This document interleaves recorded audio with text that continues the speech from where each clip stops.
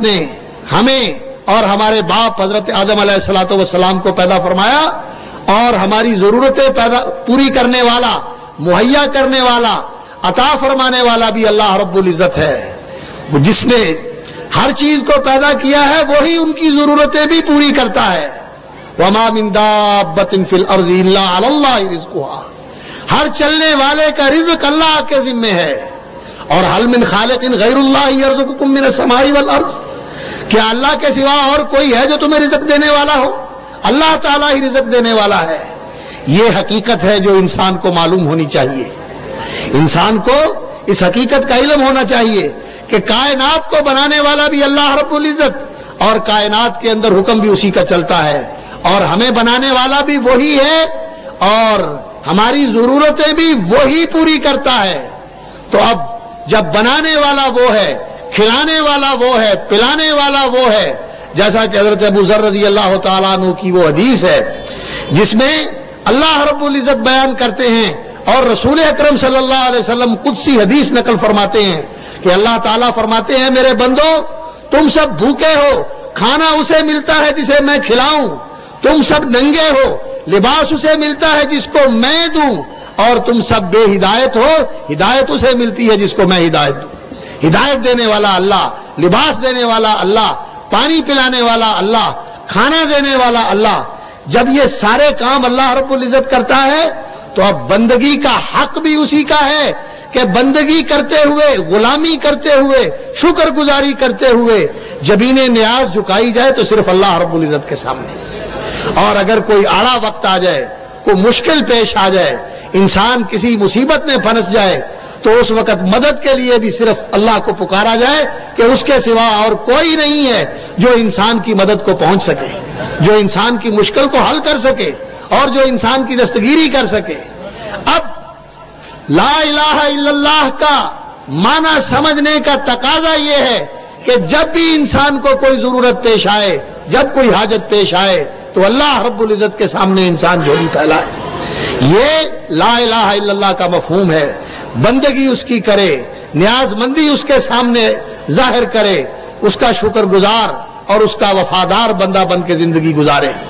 میرے بھائیوں، یہ اسلام کا اولین حکم ہے، اور یہی ہمیں تعلیم دی گئی ہے کہ ہمیں بصیرت حاصل کرنی اپنے دین، ہمیں بصیرت حاصل کرنی چاہیے اپنے دین کے اندر، اور دین کا علم حاصل کرنا چاہیے، اور لا الہ الا اللہ کا علم ہمیں ہونا چاہیے۔ آج بہت سارے ایسے لوگ ہیں کہ لا الہ الا اللہ کی ضربیں تو لگاتے ہیں، لا الہ الا اللہ کی تسبیحیں تو پڑھتے ہیں، لیکن ان کا عمل لا الہ الا اللہ کے سراسر خلاف ہوتا ہے۔ ہر قدم ان کا لا الہ الا اللہ کی نفی کرتا ہے۔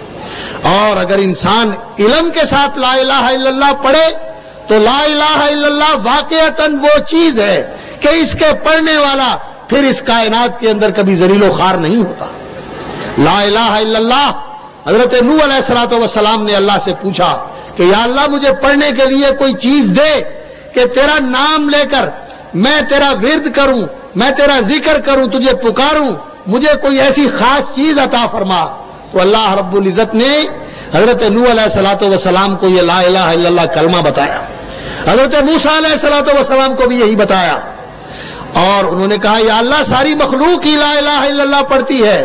فرمایا لا الہ الا اللہ کے اندر وہ قوت ہے، وہ طاقت ہے، اس کے اندر وہ وزن ہے کہ اگر اللہ رب العزت جو کائنات کا خالق و مالک ہے، اس کے علاوہ جتنی بھی مخلوقات ہے ساری ایک پلڑے میں رکھ دی جائے اور یہ لا الہ الا اللہ ایک پلڑے میں ہو، یہ لا الہ الا اللہ سب سے بھاری ہے۔ اور اگر یہ زمین و آسمان کا مادہ، یہ زمین و آسمان کا مادہ سارا اکٹھا کر کے اس کو ایک حلقے کی شکل میں جمع کر دیا جائے، ایک رنگ بنا دیا جائے بے جوڑ، اور ایک حلقہ بنا دیا جائے اس کا جس کے اندر کوئی جوڑ نہیں، لیکن رسول اللہ صلی اللہ علیہ وسلم نقل کرتے ہیں کہ اللہ رب العزت نے فرمایا لَفَصَمَتْهُنَّ لَا إِلَٰهَ إِلَّا اللَّهُ، لا الہ الا اللہ کے اندر یہ طاقت ہے، اس کے اندر یہ قوت ہے کہ یہ اس حلقے کو توڑ کے رکھ سکتا ہے۔ یہ قوت، یہ وزن اس لا الہ الا اللہ کے اندر کب پیدا ہوتا ہے؟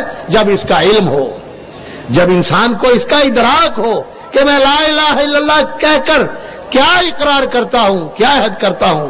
لا الہ الا اللہ کہنے کا معنی یہ ہے کہ اب یہ سر اللہ کے سوا کسی کے لیے نہیں جھکے گا، کسی کے لیے نہیں جھکے گا۔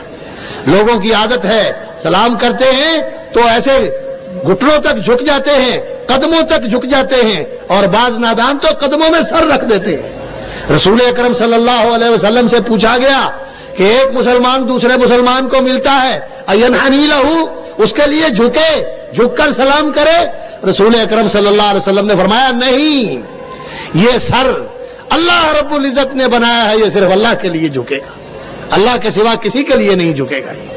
نہ اللہ کے سوا کسی کے لیے سر جھکایا جا سکتا ہے، نہ کسی کو رکوع کیا جا سکتا ہے، نہ کسی کو سجدہ کیا جا سکتا ہے، نہ کسی بادشاہ کو، نہ کسی زندہ کو۔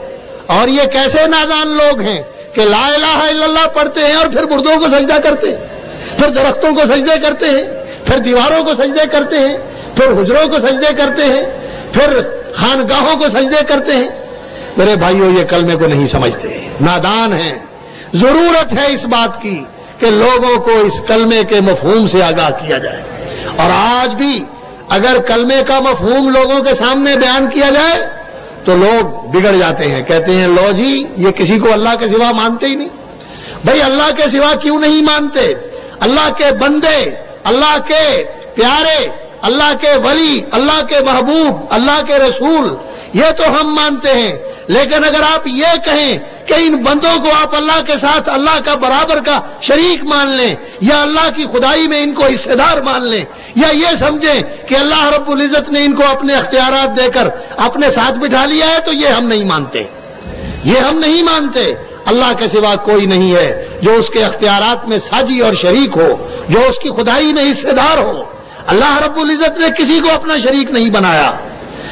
لوگ یہ سمجھتے ہیں کہ جی بندے، بے شک یہ اللہ کے بندے ہیں، لیکن اللہ رب العزت کی یہ بندگی کر کے اس کے اتنے پیارے اور چہیتے بن جاتے ہیں کہ وہ ان کو اپنی خدائی کا حصے دار بنا لیتا ہے۔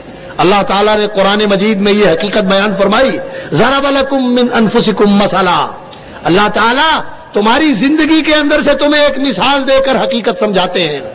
هل لکم مما ملکت ایمانکم من شرکاء فیما رزقناکم فانتم فیہ سواء تخافونہم کخیفتکم انفسکم کذالک نفصل الآیات لقوم یعقلون۔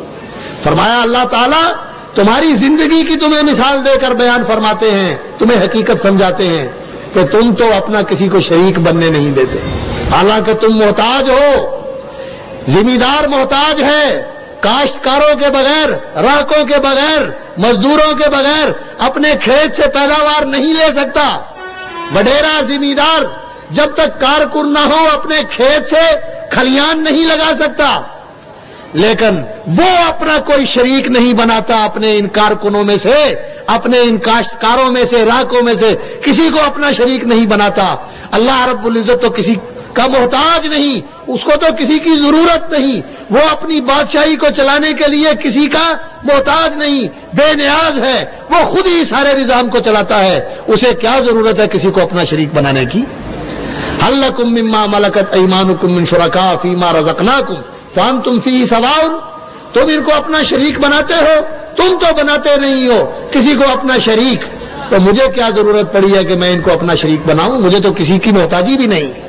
اس لیے اللہ رب العزت کے بندے ضرور ہیں، لیکن یہ اللہ سے مانگنے والے ہیں، اور انہوں نے ہمیشہ یہی سبق دیا ہے کہ جس سے ہم مانگتے ہیں اس سے مانگو، جس سے ہم مانگتے ہیں اس سے مانگو۔ اور اللہ کے بندوں نے ہمیشہ لوگوں کو اللہ کا راستہ دکھایا ہے، وہ اللہ کے بندے ہیں۔ اور جو لوگوں کو یہ کہتے ہیں کہ ہم سے مانگو یا بندوں سے مانگو، زندوں سے مانگو یا مردوں سے مانگو، یہ اللہ کے دشمن ہیں، یہ اللہ کا راستہ لوگوں کو نہیں بتاتے۔ جو اللہ کے بندے ہیں وہ لوگوں کو اللہ کا راستہ بتاتے ہیں۔ ذرا غور کیجئے، رسول اکرم صلی اللہ علیہ وسلم اللہ کے بندے تھے۔ اللہ رب العزت نے جہاں بہت اونچے مقام پر اپنے پیارے پیغمبر کا ذکر کیا، وہاں عبدہ کہا، وَإِن كُنتُمْ فِي رَيْبٍ مِّمَّا نَزَّلْنَا عَلَىٰ عَبْدِنَا سُبْحَانَ الَّذِي أَسْرَىٰ بِعَبْدِهِ فَأَوْحَىٰ إِلَىٰ عَبْدِهِ مَا أَوْحَىٰ۔ جہاں بھی کوئی اعلیٰ مقام آیا، معراج کے مقام کا، اسراء کا، اور اسی طرح قرآن کے نازل کرنے کا، وحی کرنے کا، جس کا بھی ذکر کیا عبد کے ساتھ ذکر کیا کہ اللہ نے اپنے بندے پر وحی فرمائی، اس کو قرآن عطا فرمایا۔